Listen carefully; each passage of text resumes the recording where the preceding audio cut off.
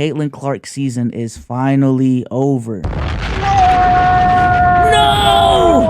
What now? I don't have a reason to watch. No more Fever games. So if you watch the last game, Connecticut Sun versus Indiana Fever, the Connecticut Sun put the Indiana Fever away 2-0 in the first round. First game was a blowout. Second game was definitely much better. Indiana made a late run in the game to close the gap, but by the end of the game, Connecticut still ended up pulling away. A lot of things to talk about when it comes to not only this series, the WNBA as a whole this season, but I don't think we're going to argue up here on stage. The biggest story of the season has been Caitlin Clark's rookie season, her rookie year, and the impact that she's had, and whether that's been overrated or underrated or whatever. But just to bring some numbers and factuals to the table, let me bring this up real quick. Caitlin Clark's WNBA rookie season has come to an end. Fever attendance went up by 319%. AP WNBA Rookie of the Year. Most points, assists, and 3 points made by a rookie ever. WNBA merch sales up by 450%, led by Caitlin Clark, and over 100% increase in viewers across national networks. Furthermore, this is from ESPN PR. Wednesday's WNBA playoffs matchup between the Indiana Fever and Connecticut Sun delivered cable's most viewed WNBA game ever. 2.5 million viewers. I don't know if this is peak. Oh, it peaked at 3.4 million. In the Indiana game, and then the Mercury versus Lynx game, 1.2 million viewers, peaked at 2.1 as well. A lot of things to talk about here, but I guess just to get the conversation going here, if you were to describe Caitlin Clark's rookie season in one word, what would that be? And expand on why, that is your word. Toxic. Okay, go ahead. I'm sorry. Go ahead. I didn't know you were saying you were going first, but toxic. Absolutely. No, you can go first. Go ahead. Oh yeah, the word is toxic. Because she's so damn good and she's so damn electrifying that it makes her fans so damn sped and so damn annoying, which is therefore made the WNBA kind of like not toxic in itself, but like whenever you're discussing it, the odds of that conversation turning toxic has become a norm. And in a weird way, I'm obviously rooting for Caitlin Clark to have a successful career, but in a weird way, I'm kind of glad, as the casual, I'm kind of glad that like she's out. So we're gonna expose right now who's a genuine up and coming fresh new WNBA fan and who is just a Caitlin Clark fan. We're gonna identify these things now. I made the joke prior to the segment. I don't know if this is short. I'm probably yap way too much for that. But I made a comment earlier talking about oh yeah, now I don't need to watch anymore. That's a joke. But like, there's people that are dead ass not gonna watch anymore. Caitlin Clark's out. All right, let's go back to football. Shit, shy NHL or MLB or whatever the fuck.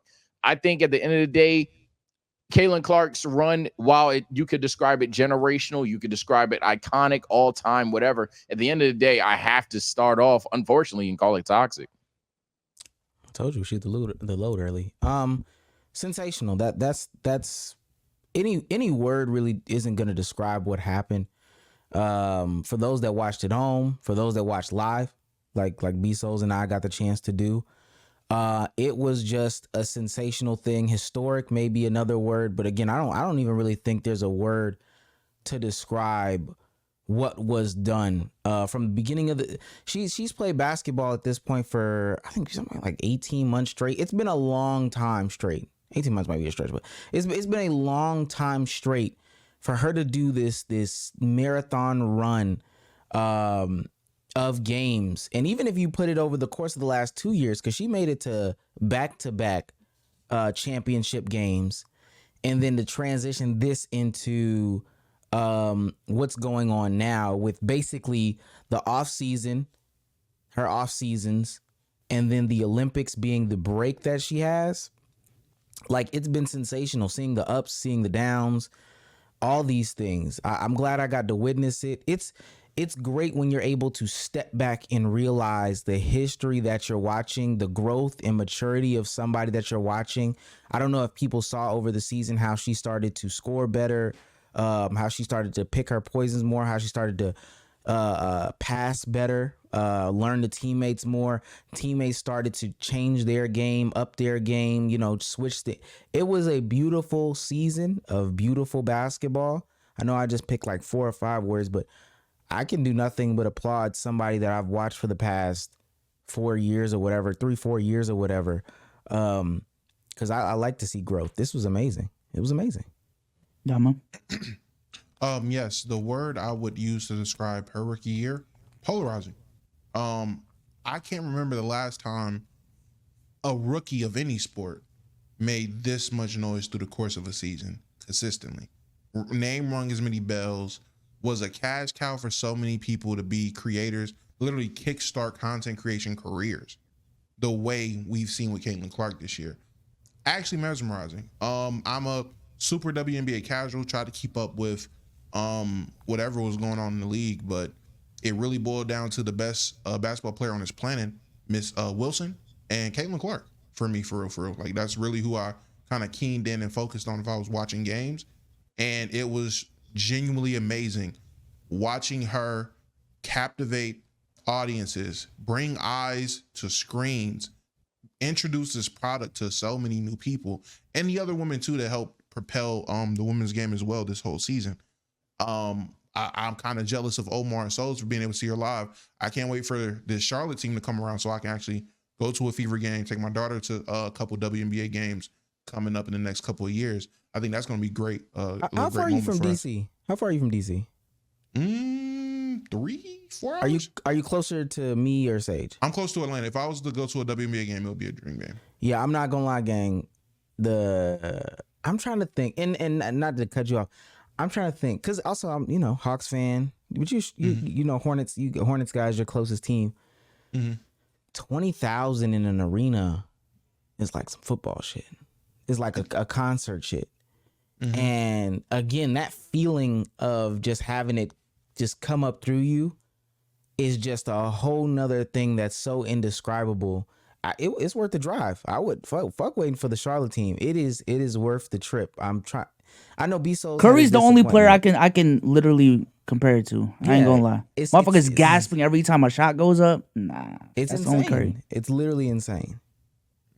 I'll think about that then. I might have to take that trip down to Atlanta to catch a game. But for me, my word is delivered. When specifically in these last, 5-6 years, we have hyped up so many prospects being generational, being these game-changing ass people, and a lot of them just have missed the mark. Whether it's their fault, our fault, things out of their control, things not their control. I am scared is a strong word, but it's just we hype up a lot of people, and it disappoints me when they don't end up being what we hype them up to be. Because like I got the reasoning as to why we hyped up a lot of these players. But with Caitlin, everything from just on the court shit, how she broke all these records, how she performed in her rookie year, already at all-time great standards. And on top of that, the off-court impact that she's had, in terms of growing the league, putting more eyeballs on it. Definitely polarizing, definitely toxic, definitely all of the things that we talked about, but it definitely is undeniable that it is a fact that the WNBA grew this year, and it is a fact that Caitlin Clark played a big part in that, just period, point blank. And hopefully this is just the beginning. So, and I got to take my victory lap because I low-key stole the point from somebody, but the whole bigger than Wemby, bigger than Katie, bigger than Zion thing, that shit was beyond true. Like the stuff that was being pulled up, we're talking about what was that? You said peaked at 3 million? Yeah. There's a number out there that said Wemby's average games for his rookie season was like 1.08 million, and Caitlin Clark pulled like 1.5 million, or it might be 1.1 million. But ultimately, her numbers on average peaked higher during the summer and during the dreaded football season, as some people would say. To peak at 3 million, like these are real things that are happening.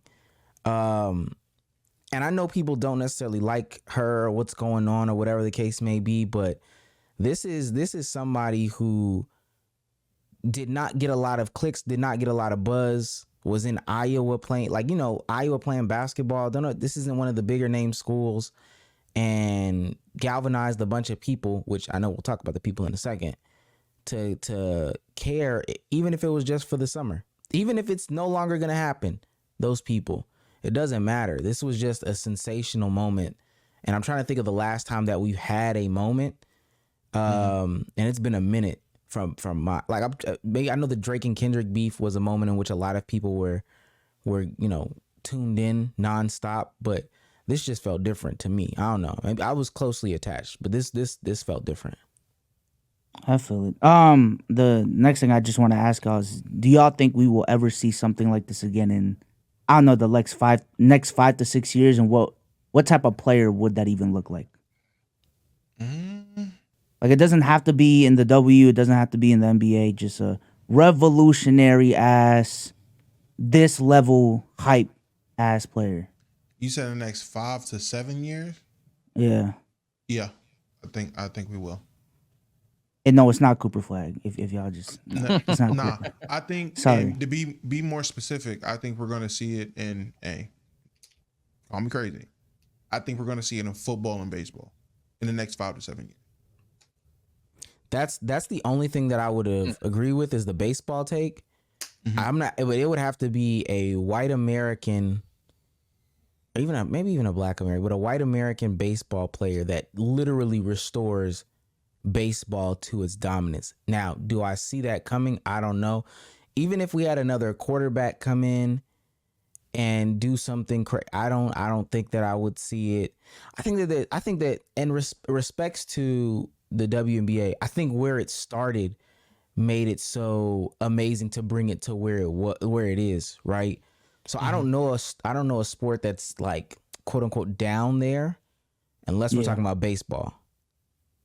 Or if a nigga go out there and start throwing darts. Yeah, we'll never see. Yeah, I'm not gonna say never, but the situation that Caitlin Clark provided 1-to-1, we're not gonna see in 5 to 7 years, because at least I'm unaware of the sport that people like want to blossom, because everybody was rooting for the WNBA and it's been lingering around, but it's no disrespect, it just wasn't as notorious as it is now in terms of like literal clout. But in terms of like a generational athlete, not just talking talent, but like generational athlete that's going to draw eyes and like light the world on fire in 5 to 7 years. Yeah. And I don't have the script on it. It could be a basketball player. I damn well think a football player is definitely overdue. I think we're probably going to run into that real soon. Obviously baseball is getting fucking crazy. I don't know too much about Ohtani, but apparently he did some like 50-50 shit. So just imagine if someone out the draft is able to mirror what he got going on. Yeah, I definitely think that these kind of athletes happen. They're out of nowhere consistently, and they happen around that 7 to 10 range. 5 to 7 makes it a bit tricky. But yeah, we'll see something like this again, just not exactly the situation that Caitlin Clark did again. I'll say that. I think for me, if I were to predict, it's gonna happen in college basketball. If there is like one area in sports where I think people are asking for like a revival of the great days, it's college basketball specifically. And I feel like in the next 5 to 7 years, maybe with how NIL shakes up, how these draft rules change the NBA too, I think we're gonna get a college prospect that stays for 2 to 4 years, hopefully 3 to 4, goes crazy and just like revives college basketball hype specifically. I don't know. But see that's to me that's the thing. It would take somebody changing the sport itself, one, two, somebody doing something that hasn't been done in a long time. So like staying in college or whatever. But the way that these NIL works, the way that those deals work, I think staying with a team is important. I think creating an underdog story is important. What guy is going to choose an underdog situation? Like even if, like when Bryce James does get to the possibility of going to college, because I also think that may tie into it, somebody's son being able to do it. Bryce James picks a college. Bryce James is not picking Southern Poly Caltech. He's not. Like the ink is already pretty much dried as to where Bryce is going. And there's not going to be a real underdog story there. Them revitalizing a program, et cetera, et cetera. The power of friendship lifting them over all these teams and him staying for 4 years. That people underestimate that impact. That staying for 4 years shit. I know people don't know, and I don't want to get on these too many tangents, but if y'all know like the Iowa women's basketball story, a lot of them are 5th year seniors. Gabby Marshall's like an occupational, well, she's in school to be an occupational therapist now. Kate Martin messed up her leg her freshman year, was gonna coach her 4th year. They talked her into staying her 5th year, and that's when they play South Carolina in the championship game. There's a lot of shit in that group that feels like some like Disney Channel type shit. And this is just in college, let alone when she gets to the league. No, that's what I'm saying. I feel like in the last year, we've had more conversations about like, yo, is it more beneficial for NBA prospects to stay longer in college so that they're better NBA prospects? So shifts like that, maybe in the next 7-10 years, we do get to a point where it is beneficial for college players to stay longer in college, and then we develop these storylines, and college basketball becomes its own thing again. I don't know. It would have to be something crazy. I don't know. A college football player too. Now I'm thinking about it. We ain't had like I'm not saying haven't had generational prospects. Marvin Harrison is right here. But like in terms of lighting the world on fire, I hate to give him credit. Like Deshaun Watson's probably the last name, Damo, correct me if I'm wrong, where it was like, nah, this kid is different. Yeah, the last one in basketball was like what, Buddy Hield, like college basketball star. Prior to that, like Johnny Manziel, we ain't had like one of those in a minute. Now I'm thinking about it. Yeah, we haven't had one of them. Yeah, no. Travis Hunter, Travis Hunter maybe, but then that it's because his squad. No respect to Colorado, come on, bro. But that's the thing. That would be part of it if Colorado ended up being like one or two. Oh, if they was ranked, oh, absolutely, Travis Hunter would be on that type of time, and then they go in there and they go in there and they play Georgia or something like that in a championship game, and it's a good game, and that's what that would be like. But I feel like where Omar took it was already, you're looking in the wrong direction. It's not going to be some NBA player's son. It's not going to be some 5-star athlete. The underdog story is going to come from that 2-3 star that goes to the smaller school, that his freshman year he puts up 10 points, but then he works his ass off, and his sophomore year now he's a starter, and now he's getting 15 points, and he's all conference. Then his junior year he takes that leap, and it really clicks, like, okay, he can be great. And now he goes on some crazy March Madness run, and now he's in the Sweet 16 or the top 8, whatever it is. And that's the story. Chicago Loyola or Florida Gulf Coast from back in the day, something like that. But he's dominating. And in his senior year, he has the NIL deal. He has the notoriety of going deep in the March Madness run, and he puts it together, and he's putting on a clinic for men's basketball. But it's a guy that was a 3-star that no one knew about. He's not Carlos Boozer's son. His dad's a blue collar worker. His mom's a stay-at-home mom.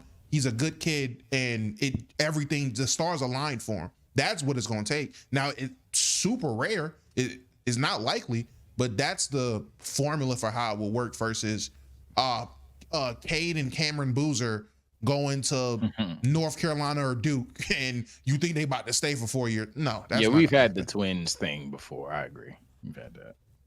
Or Elijah, or what you call it, Gil's son, or Kyan Anthony. Again, 2 phenomenal high school prospects. Them niggas not staying in school hella long. Even though Carmelo is preaching his son to stay in school, man, if Kyan goes down there year 1 and is whooping feet, he's in the league, buddy. He's going pro. Sorry, Melo.